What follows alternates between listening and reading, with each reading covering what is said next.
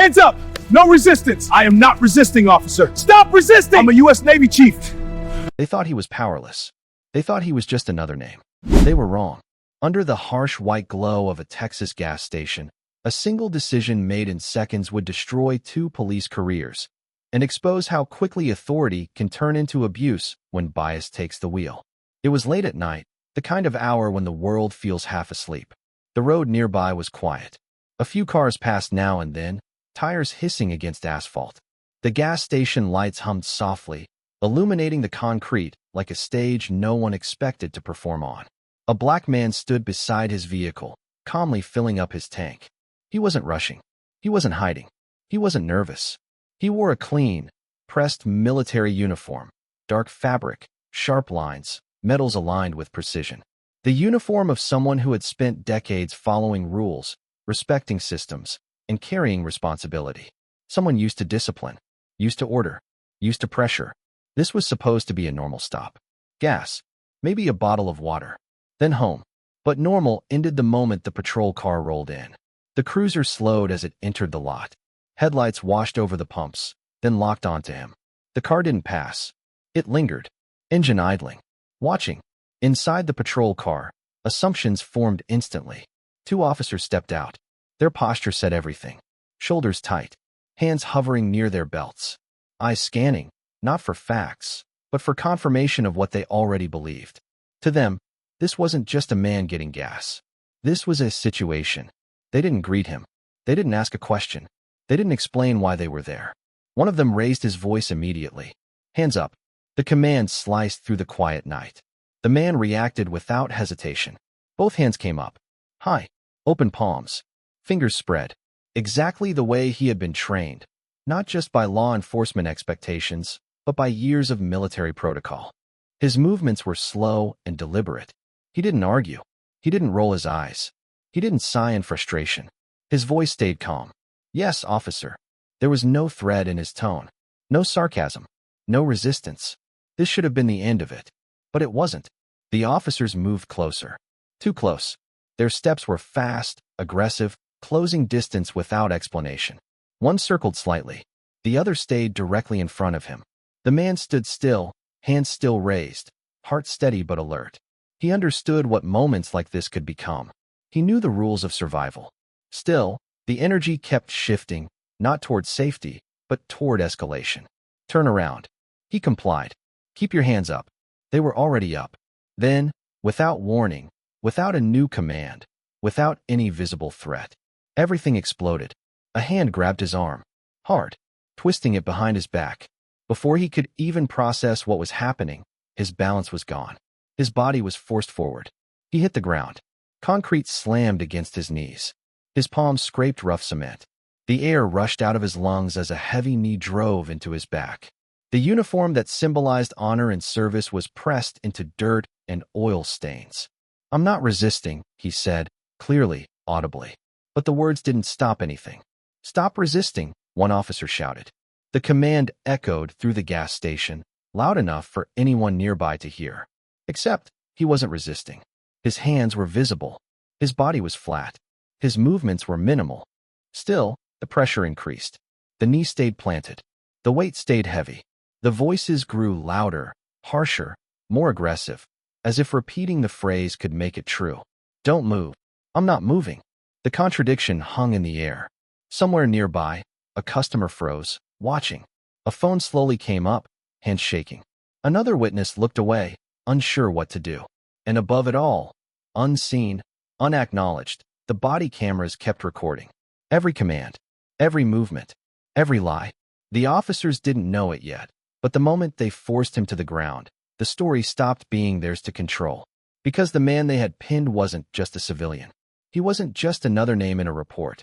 And this night, this exact moment under fluorescent lights, was about to become the beginning of the end for their badges. The concrete was cold. His palms scraped the ground as a knee drove into his back.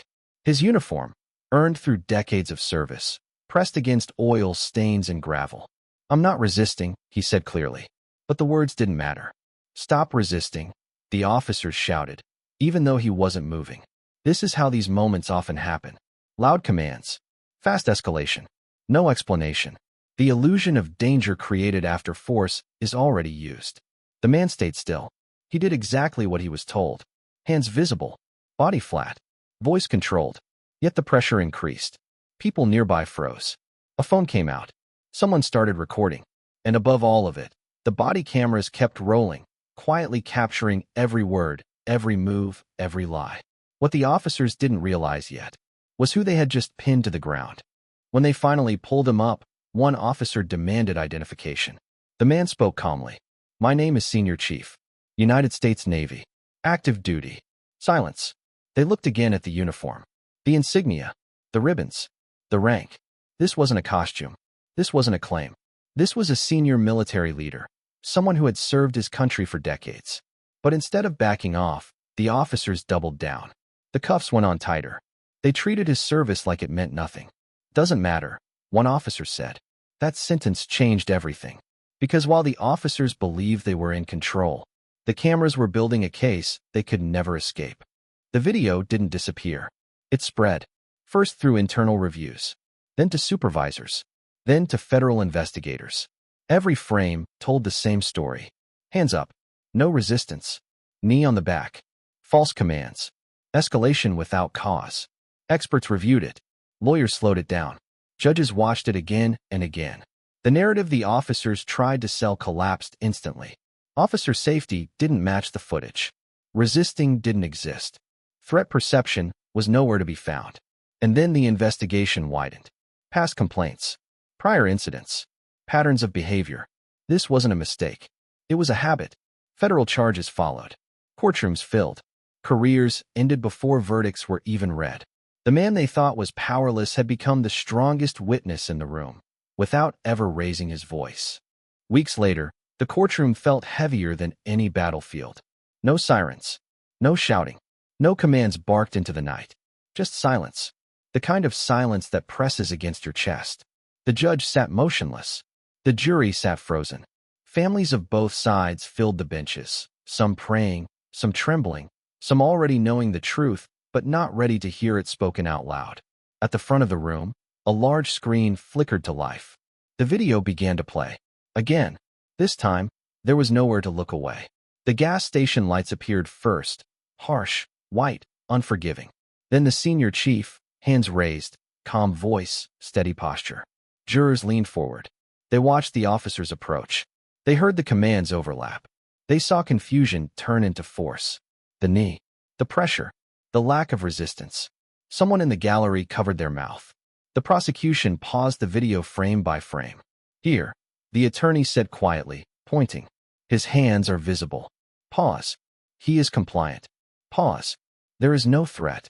The defense had no objection. Because there was nothing to object to. The body cameras captured everything. Not just actions, but intent. The exaggerated commands. The false claims of resistance.